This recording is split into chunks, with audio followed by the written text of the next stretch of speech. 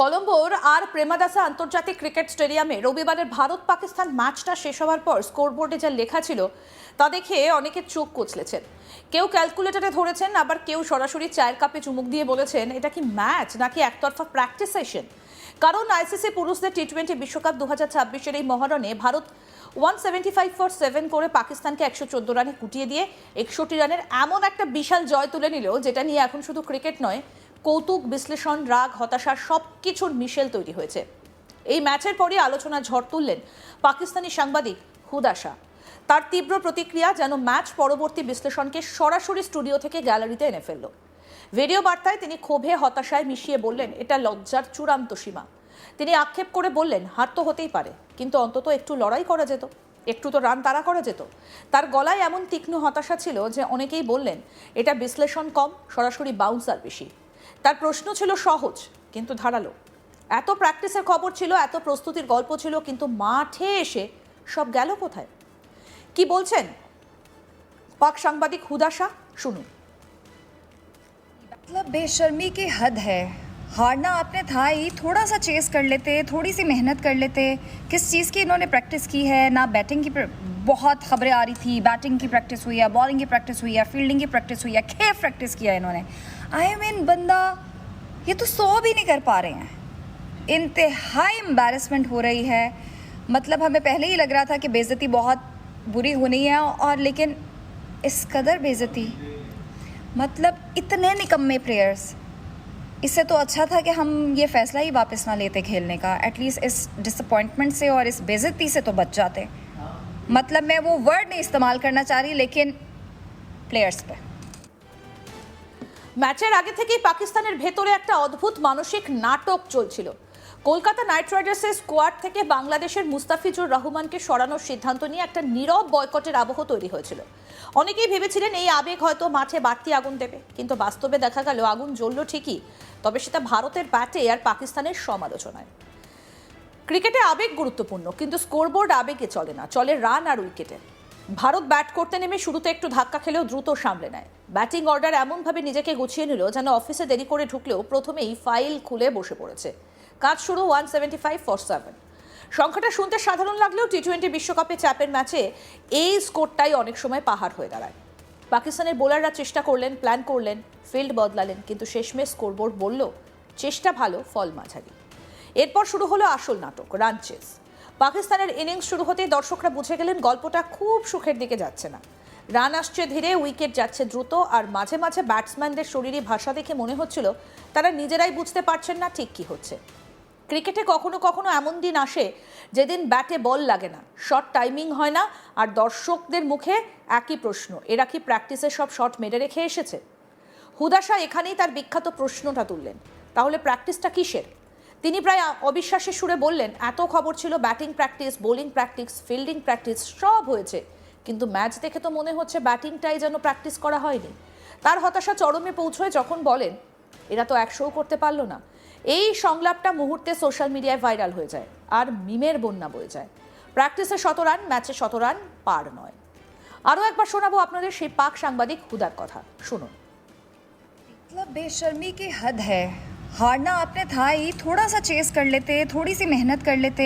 किस चीज़ की इन्होंने प्रैक्टिस की है? ना बैटिंग की बहुत खबरें आ रही थी, बैटिंग की प्रैक्टिस हुई है, बॉलिंग की प्रैक्टिस हुई है, फील्डिंग की प्रैक्टिस हुई है, खेफ प्रैक्टिस किया है इन्होंने। आई मीन बंदा ये तो 100 भी नहीं कर पा रहे हैं। इंतहाई एम्बैरसमेंट हो रही है। मतलब हमें पहले ही लग रहा था कि बेइज्जती बहुत बुरी होनी है, और लेकिन इस कदर बेइज्जती, मतलब इतने निकम्मे प्लेयर्स। इससे तो अच्छा था कि हम ये फ़ैसला ही वापस ना लेते खेलने का। एटलीस्ट इस डिसअपॉइंटमेंट से और इस बेइज्जती से तो बच जाते।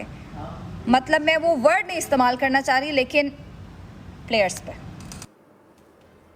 তিনি আরও বলেন অপমান যে হবে সেটা আগে থেকেই আন্দাজ ছিল, কিন্তু এতটা অপমান হবে সেটা কল্পনাতেও ছিল না। তার কণ্ঠে সেই বিখ্যাত আক্ষেপ, আমরা হারবো জানতাম, কিন্তু এতটা হারবো, এতটা খারাপভাবে হারবো ভাবিনি। সবশেষে তার সেই বিতর্কিত মন্তব্য, বরং না খেললেই ভালো হতো, অন্তত এই হতাশা আর অপমানটা দেখতে হতো না। শুনে কেউ কেউ অবাক হয়েছেন, কেউ সহমত হয়েছেন, কেউ আবার বললেন এটা রাগের কথা, কিন্তু ভেতরে কষ্টটা ফুটে উঠেছে। ম্যাচের ভেতরের ব্যর্থতার পাশাপাশি বাইরের এক দৃশ্যও সমান আলোচনার জন্ম দেয়। পাকিস্তানের ইনিংস যখন ভেঙে পড়ছে তখন ক্যামেরা ধরে ফেলে ধরে ফেলে পাকিস্তান ক্রিকেট বোর্ডের চেয়ারম্যান মহসেন নাকভিকে। তিনি ধীরে ধীরে উঠে দাঁড়ালেন, চারপাশে একটু তাকালেন, তারপর স্টেডিয়াম ছেড়ে বেরিয়ে গেলেন।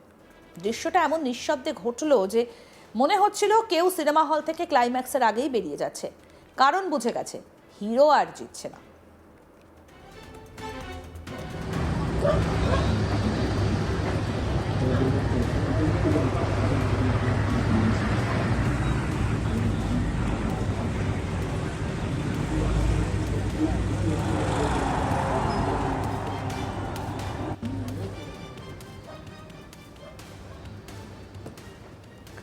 এই ভিডিওটা ভাইরাল হতে সময় লাগেনি। ক্রিকেট প্রেমীরা আলোচনা শুরু করেন, এটা কি হতাশা, নাকি নেতৃত্বের ওপর বাড়তি চাপ, নাকি শুধু বাস্তবতা মেনে নেবার দ্রুত সিদ্ধান্ত। তবে মজা করে অনেকেই লিখলেন, চেয়ারম্যান বুঝে গেছেন ম্যাচের রিভিউ ডাগ আউটে নয়, বোর্ড রুমে হবে। কারণ মাঠে যখন পার্টনারশিপই গড়ছে না, তখন গ্যালারিতে বসে আশা ধরে রাখাও কঠিন। শোনা যাচ্ছে নাকভি কলম্বোতে এসেছিলেন আইসিসি কর্তাদের সঙ্গে উচ্চ পর্যায়ের বৈঠকের আশায়, যেখানে চেয়ারম্যান জয়শার সঙ্গে কথাবার্তাও হওয়ার কথা ছিল। কিন্তু মাঠে যা দেখলেন তাতে বৈঠকের আগেই হয়তো তার মাথায় একটাই প্রশ্ন ঘুরছিল, এখন দলকে কিভাবে গোছানো যাবে। কারণ একের পর এক ভারতের কাছে বড় ব্যবধানে হার মানে শুধু স্কোরের হার নয়, মানসিক দিক থেকেও বড় ধাক্কা। পাকিস্তানের এই পারফরমেন্স শুধু খেলোয়াড়দের নয়, টিম ম্যানেজমেন্ট আর বোর্ডকেও কঠিন সমালোচনার মুখে ফেলেছে। প্রাক্তন তারকা, বিশ্লেষক, ভক্ত সবাই প্রশ্ন তুলছেন, পরিকল্পনা কোথায়, ধারাবাহিকতা কোথায়, আর সব থেকে বড় কথা, বড় ম্যাচে মানসিক শক্তি কোথায়। ভারত পাক ম্যাচে শুধু টেকনিক নয়, স্নায়ুর শক্তিও সমান গুরুত্বপূর্ণ। এখানে ছোট ভুলও বড় হয়ে যায়, আর একবার চাপ তৈরি হলে তা থেকে বের হওয়া কঠিন।